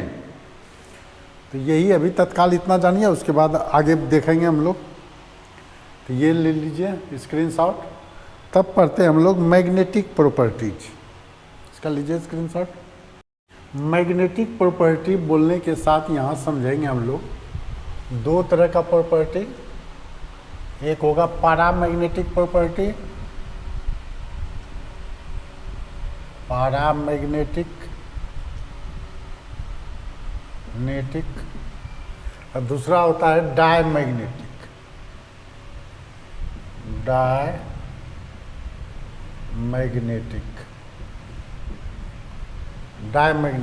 पैरामैग्नेटिक किसको कहते हैं? दोज एटम, आयन और molecule having unpaired electron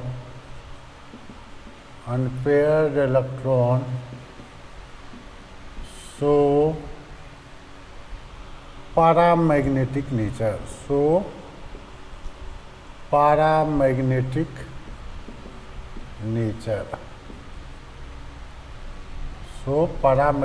nature।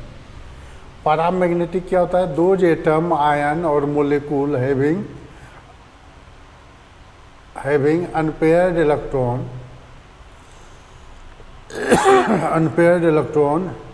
in d orbital,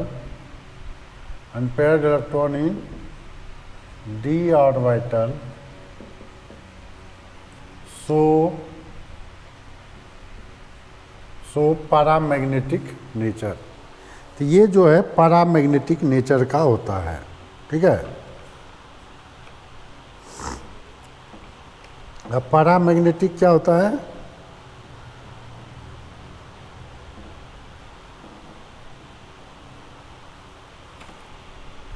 paramagnetic substance, paramagnetic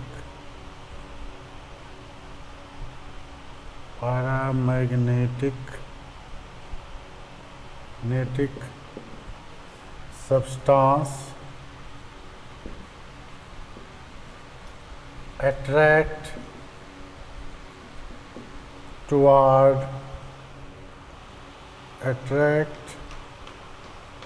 toward magnetic field, field.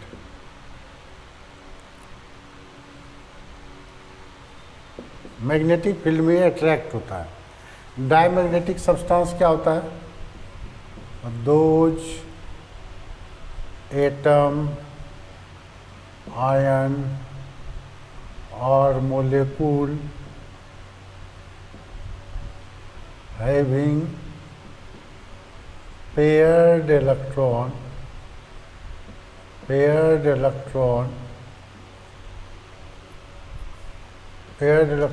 show diamagnetic nature.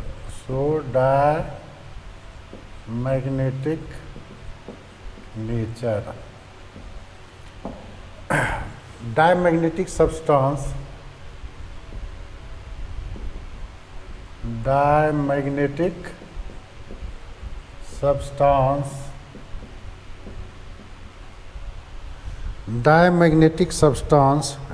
repelled by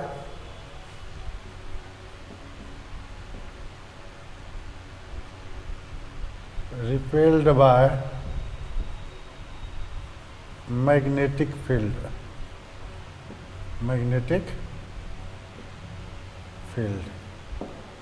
अब है ये तो रिपेल कर दिया, तो कौन शो नहीं करेगा? Transition metal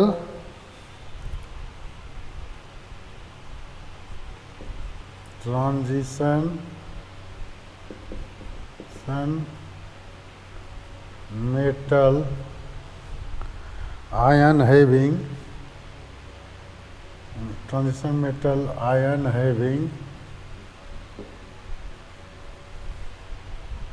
having 3d0 3d10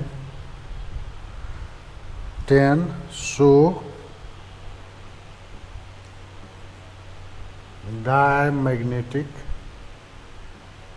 diamagnetic in nature। ये d0 हो d10 हो, ये इसमें अनपेयर्ड इलेक्ट्रॉन नहीं है, ये क्या शो करेगा? Diamagnetic nature. Transition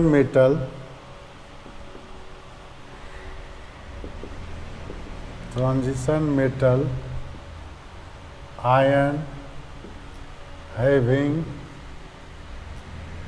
3d1 to 3d9 show paramagnetic nature।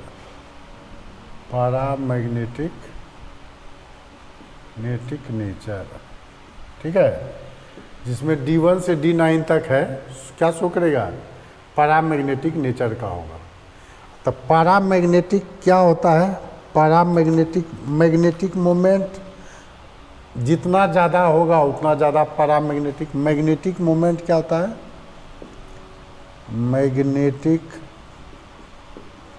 Moment होता है root under n into n+2 Bohr magneton, where n क्या है? Where n is number of unpaired electron, where n is number of unpaired electron है। ठीक है, अब magnetic moment directly proportional to होता है पैरामैग्नेटिक नेचर। Magnetic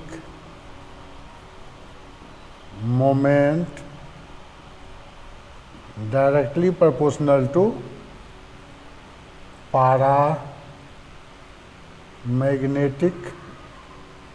nature. जितना ज़्यादा मैग्नेटिक मोमेंट होगा, मतलब directly proportional to number of unpaired electron भी बोल सकते हैं। Directly proportional to number of unpaired electron. जितना ज़्यादा अनपेयर्ड इलेक्ट्रॉन होगा उतना ज़्यादा पैरामैग्नेटिक नेचर, उतने ज़्यादा मैग्नेटिक मोमेंट। ये पॉइंट याद रखना वाला है, इसको याद रखना है। इसको याद रखना है, ये फार्मूला बहुत यूजफुल है ये फार्मूला, ठीक है। अब जैसे D1 का केस है, मान लीजिए डायमैग्नेटिक यहीं तक है। अब जैसे रहेगा मान लीजिए D1 का केस, या छोड़िए हम लोग निकाल लेते हैं, इसको पहले लिख लीजिए तब और आगे लिखते हैं। इसका स्क्रीनशॉट लीजिए, अब आयन का लिखेंगे मैग्नेटिक मोमेंट। D0 है अनपेयर्ड इलेक्ट्रॉन 0 1 2 3 5 6 7 8। अनपेयर्ड इलेक्ट्रॉन कितना हो जाएगा, देखिए 5 में तो ठीक है, 6 है तो फिर 4 हो जाएगा, 7 है तो 3 हो जाएगा, और 8 है तो 2 हो जाएगा, 9 है तो 1 हो जाएगा, 10 है तो 0 हो जाएगा। इसका मैग्नेटिक मोमेंट 0 रूट अंडर 3 हो जाएगा ना, रूट अंडर 3 1 रूट अंडर 3, या इसी को लिख सकते हैं 1.732 बोर मैग्नेट्रॉन। 2 के केस में 2 रूट अंडर 8, ये हो जाएगा 2.82। 3 के केस में रूट अंडर 15, ये हो जाएगा करीब करीब 3.87। 5 के केस में रूट अंडर 35, तो 5.91। फिर ये 4 के केस में रूट अंडर 24, ये कितना हो जाएगा 4.89। सब बोर मैग्नेट्रॉन में है।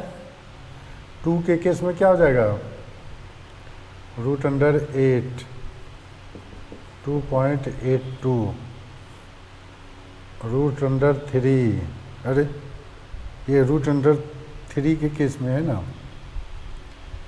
3 के केस में कितना हो जाता है root under 15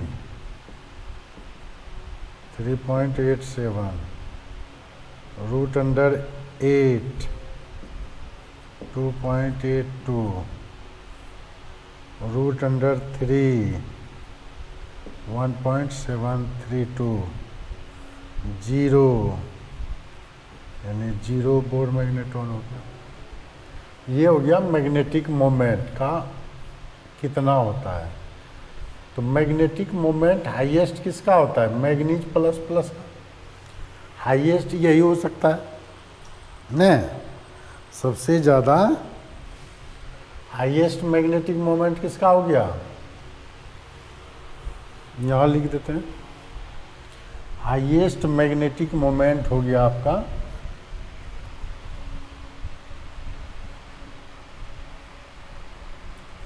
highest magnetic moment हो गया Mn प्लस प्लस का, Mn प्लस प्लस का, और ये हो गया आपका 5.91 बोर मैग्नेट्रॉन। इसको पढ़ते हैं बोर मैग्नेट्रॉन, ठीक है। मैग्नेटिक यानी सबसे ज़्यादा पैरामैग्नेटिक नेचर कौन होगा, Mn प्लस प्लस शो करेगा, ठीक है। तो यही है मैग्नेटिक मोमेंट का। इसका लीजिए स्क्रीनशॉट, तब हम लोग पढ़ते हैं दूसरा प्रॉपर्टी, कैटालाइटिक प्रॉपर्टी। अब हम लोग जो है पढ़ते हैं कैटालाइटिक नेचर या catalytic properties of D block element या ट्रांजिशन एलिमेंट का कैटालाइटिक प्रॉपर्टी।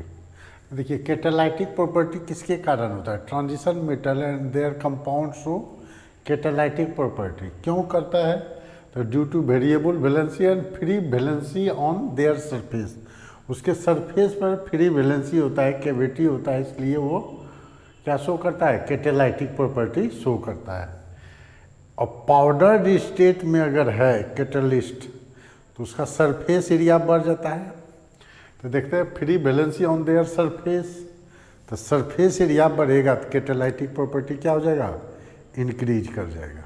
ठीक है, तो देखिए कुछ example, iron manufacturing of ammonia N2+3H2, तो आयरन एज ए कैटलिस्ट लेते थे हेबर प्रोसेस में, और मोलिब्डेनम प्रमोटर लेते थे, नहीं। तो यहाँ हमको कैटलिस्ट के बारे में जानना है, तो iron as a catalyst in Haber process. Platinum Ostwald process से नाइट्रिक एसिड का प्रिपरेशन किए थे, तो ओस्टवाल प्रोसेस में नाइट्रिक एसिड के प्रिपरेशन में क्या था, ये पीटी प्लेटिनम गेज लेते थे, SO2 से SO3 बनता था, तब फिर सल्फ्यूरिक एसिड बनता था। तो ये आपका काम करता है as a catalyst. Hydrogenation of vegetable oil से वेजिटेबल घी बनता है, या एल्कीन और अल्काइन से एल्केन बनता है, तो उसमें भी निकेल H2 यूज करते हैं। Copper dehydration of alcohol, alcohol का डिहाइड्रेशन करना है तब हम लोग करते हैं, जैसे एल्कीन बनाना है तब वहाँ करते हैं हम लोग, कॉपर मेटल को हीट कर, कॉपर मेटल के प्रेजेंस में हीट कर देते हैं। ठीक है, तो ये as a catalyst. Ferric chloride manufacturing of for making CCl4, carbon tetrachloride बनाते हैं कार्बन डाइसल्फाइड और क्लोरीन का रिएक्शन करवा के। ठीक है, ये इसको बोला जाता है जिगलर नाटा कैटलिस्ट। इसका यूज करते हैं प्रोडक्शन ऑफ पॉलीथीन में, पॉलीथीन के प्रोडक्शन में जिगलर नाटा कैटलिस्ट का यूज होता है। ये इसको बोलते हैं Fenton reagent for oxidising of alcohol to aldehyde, alcohol से एल्डिहाइड बनाते हैं तो फेंटन रिएजेंट यूज होता है। ये सब याद रखना है, कोई कंसेप्ट है नहीं इसमें ज़्यादा। V2O5 वेनेडियम पेंटाऑक्साइड, V2O5 को क्या पढ़ेंगे, वेनेडियम पेंटाऑक्साइड। इसका manufacturing of H2SO4 contact process में, नहीं, SO2 O2 V2O5 के प्रेजेंस में रिएक्शन करके SO3 देता था, SO3 को फिर हम लोग पास कराते थे H2SO4 के, H2SO4 से तो बनता था ओलियम, ओलियम से फिर हम लोग हाइड्रोलाइसिस मतलब क्या कहते हैं डाइल्यूशन करके उसका बना लेते थे H2SO4। इसको बोलते हैं विल्किंसन कैटलिस्ट। विल्किंसन कैटलिस्ट का यूज होता है, use for reduction, use as, ये क्या लिख दिए, इसको लिखिए, इसका नाम है Wilkinson catalyst used in reduction process. Wilkinson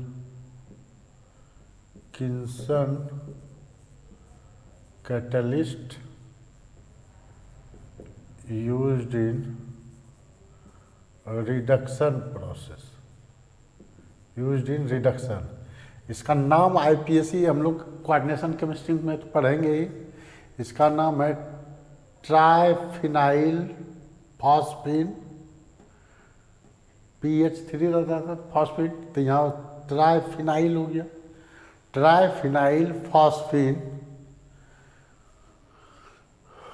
रोहोडियम first chloride हो जाएगा। चूँकि ये तो न्यूट्रल है, ट्रायस ले लीजिए, ट्राइफिनाइल से ज़्यादा यहाँ कम्प्लेक्स लिगेंड है, इस केस में ट्रायस लेते हैं, ट्रायस ट्राइफिनाइल फॉस्फीन रोहोडियम फर्स्ट क्लोराइड हो जाएगा इसका नाम। तो नाम हम लोग देख लेंगे कम्प्लेक्स कंपाउंड जब पढ़ेंगे उस समय। PT और PTO एडम्स कैटलिस्ट, ये सब नाम याद रखना पड़ेगा। एडम्स कैटलिस्ट कहलाता है यूज्ड फॉर रिडक्शन, ये भी रिडक्शन में यूज होता है, ये भी रिडक्शन में यूज होता है, ये तो खैर कॉन्टैक्ट प्रोसेस में यूज होता है। तो क्या देख रहे हैं इसमें सब, iron transition metal, PT transition metal, nickel, copper, iron, titanium, iron, vanadium, rhodium, PT सब क्या है, ट्रांजिशन एलिमेंट।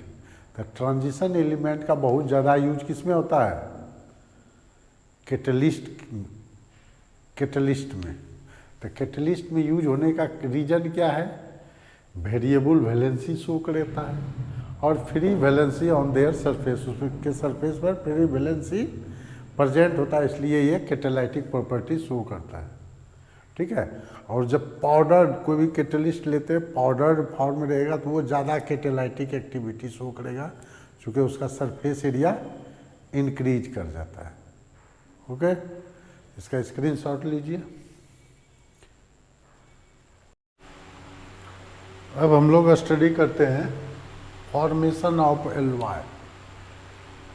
ट्रांजिशन एलिमेंट का एलवाई फॉर्मेशन का टेंडेंसी बहुत ज़्यादा होता है। एलवाई वो फॉर्मेशन करता है। तो एलवाई क्या होता है? एलवाई होमोजीनियस सॉलिड सॉल्यूशन है।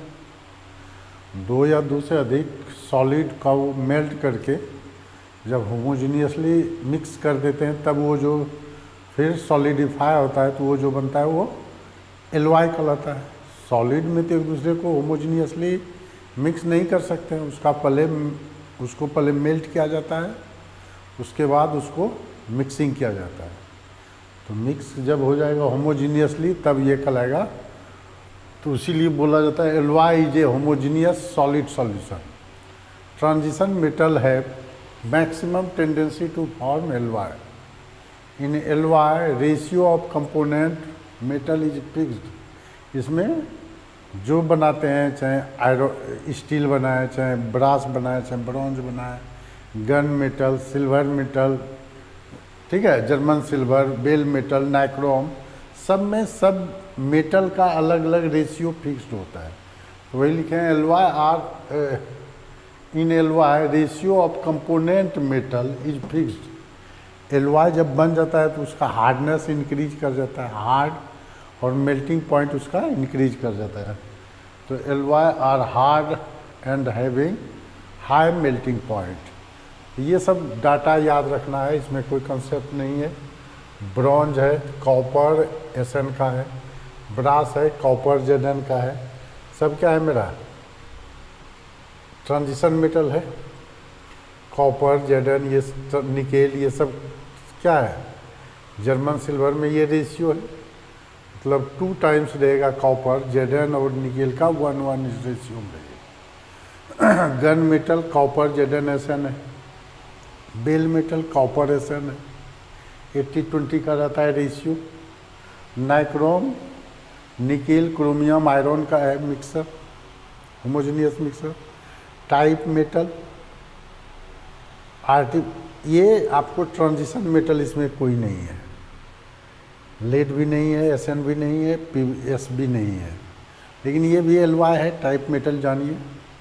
आर्टिफिशियल गोल्ड में क्या होता है, रोल्ड गोल्ड जिसको हम लोग बोलते हैं, उसमें 90% जो होता है कॉपर, 10% एल्युमिनियम होता है। स्टेनलेस स्टील डिपेंड करता है किस एरिया के लिए स्टेनलेस स्टील बन रहा है, उसके लिए अलग अलग कंपोजिशन डाला जाता है। लेकिन normally iron, chromium, nickel, molybdenum, ये सब जैसे सी शोर एरिया के लिए स्टील बनाना है तो वहाँ पर मोलिब्डेनम 6%, 4% मिक्स कर दिया जाता है ताकि वो वो जो फ्रैक्चर होता है, corrosion resistance self healing nature रखता है वो, कि अगर क्रैक कहीं हुआ फिल्म तो वो अपने आप फिल्म का फॉर्मेशन कर देता है, इसलिए मोलिब्डेनम मिक्स किया जाता है। ठीक है, तो ये हो गया फॉर्मेशन ऑफ एलवाई, यानी डी ब्लॉक एलिमेंट का नेचर क्या होता है, एलवाई फॉर्मेशन का। देखते हैं इतना इतना जितना एलवाई सुनते हैं सब मैक्सिमम में D metal transition metal use है नहीं। तो ये हो गया एलवाई फॉर्मेशन। तब हम लोग पढ़ेंगे फॉर्मेशन ऑफ इंडस्ट्रियल कंपाउंड। ये ट्रांजिशन मेटल इंडस्ट्रियल कंपाउंड का फॉर्मेशन भी करता है। तो ये अगला 12th नंबर पढ़ेंगे हम लोग, इसका लीजिए स्क्रीनशॉट तब तक।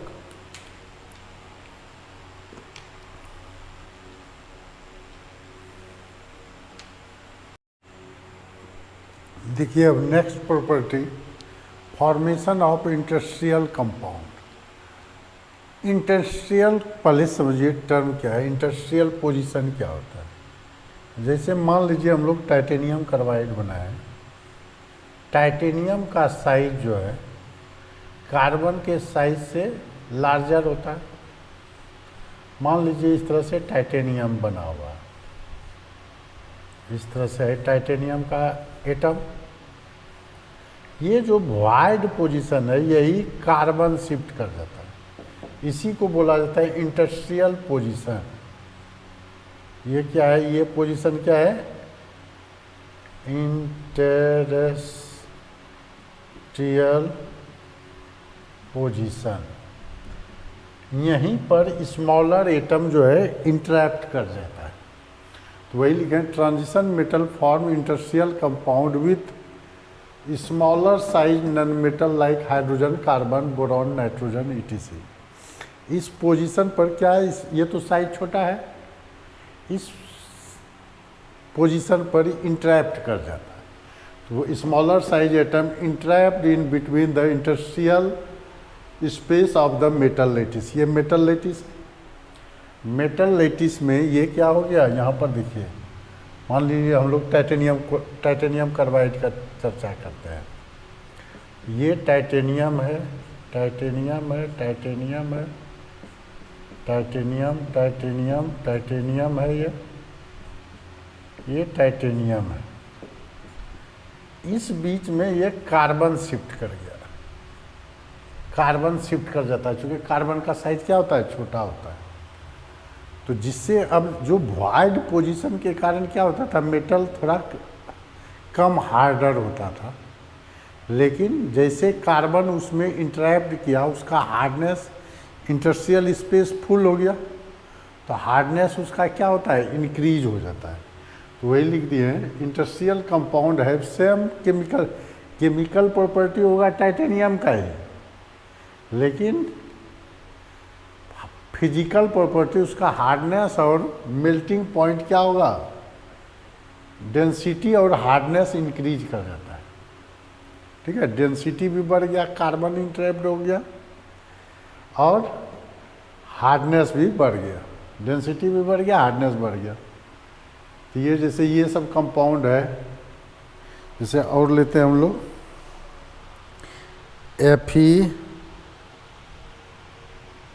Fe0.96O,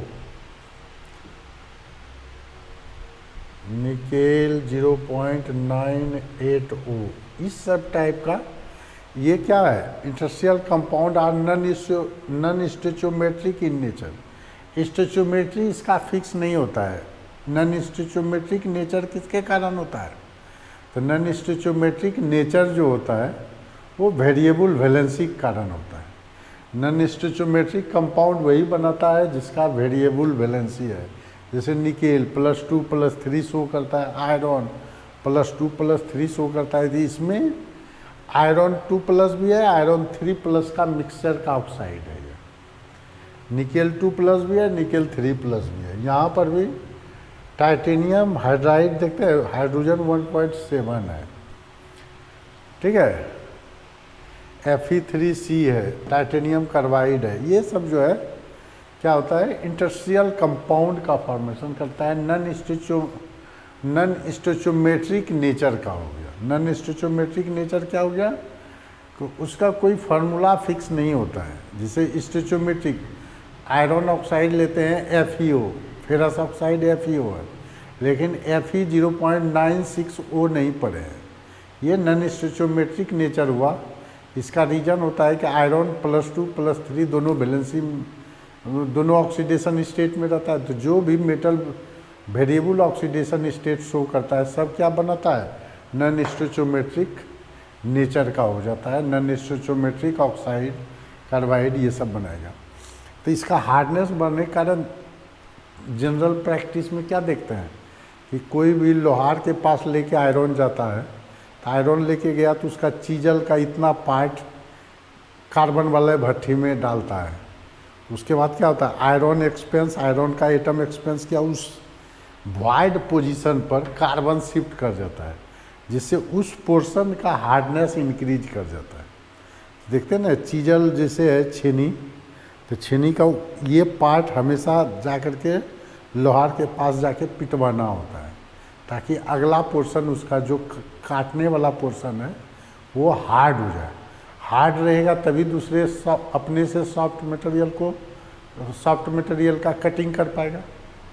तो हार्डनेस इंक्रीज करने के लिए हम लोग क्या करते हैं, इंटरस्टियल कंपाउंड का फॉर्मेशन कर देते हैं। इंटरस्टियल पोजीशन पर स्मॉलर साइज का ऐड हो जाना यही कहलाता है इंटरस्टिशियल कंपाउंड का फॉर्मेशन होना।